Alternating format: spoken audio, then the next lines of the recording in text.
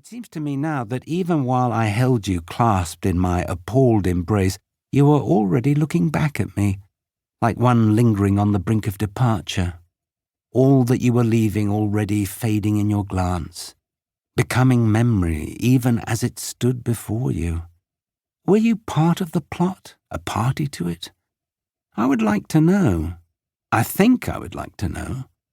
Would we have been left free and undisturbed, left entirely to our own charming devices, as we were, had someone not decided it should be so?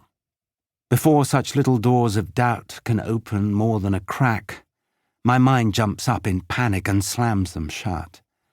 Yet reason, with a scoffing laugh, insists that you were in on it, as they say, that you must have been. But what does reason know except itself?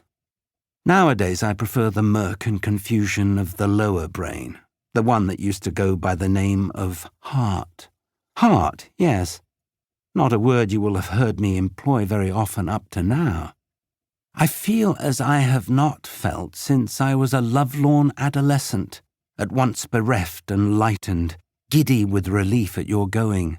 You were too much for me, and yet assailed by a sorrow so weighty, of so much more consequence than I seem to myself to be, that I kneel before it, speechless in a kind of awe.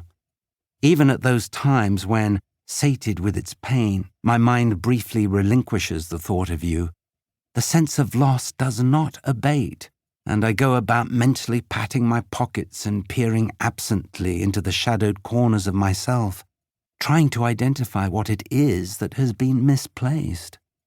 This is what it must be like to have a wasting illness, this restlessness, this wearied excitation, this perpetual shiver in the blood. There are moments, well, I do not wish to melodramatize, but there are moments, at the twin poles of dusk and dawn especially, when I think I might die of the loss of you, might simply forget myself in my anguish and agitation, and step blindly off the edge of the earth and be gone for good.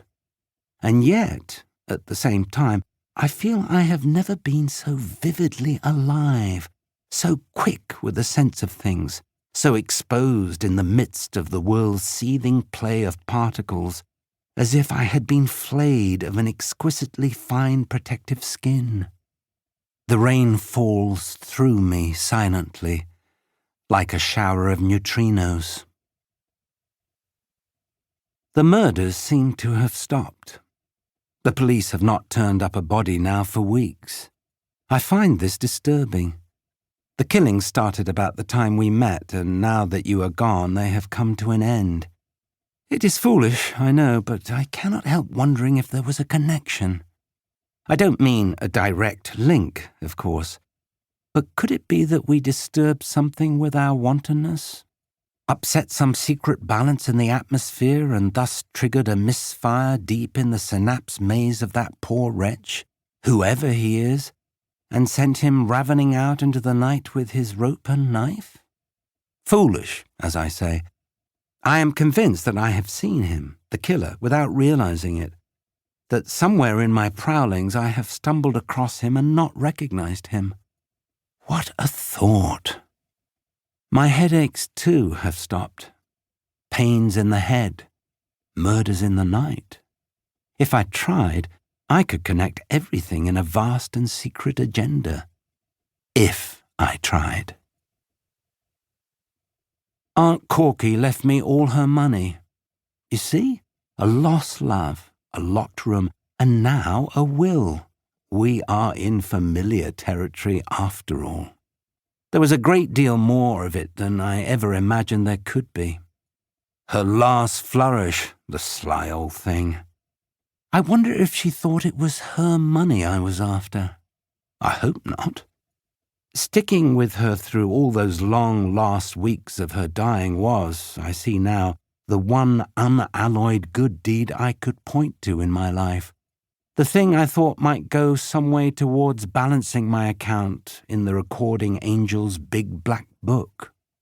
Still, I won't pretend I am not glad to have the dough, especially as Mordaunt...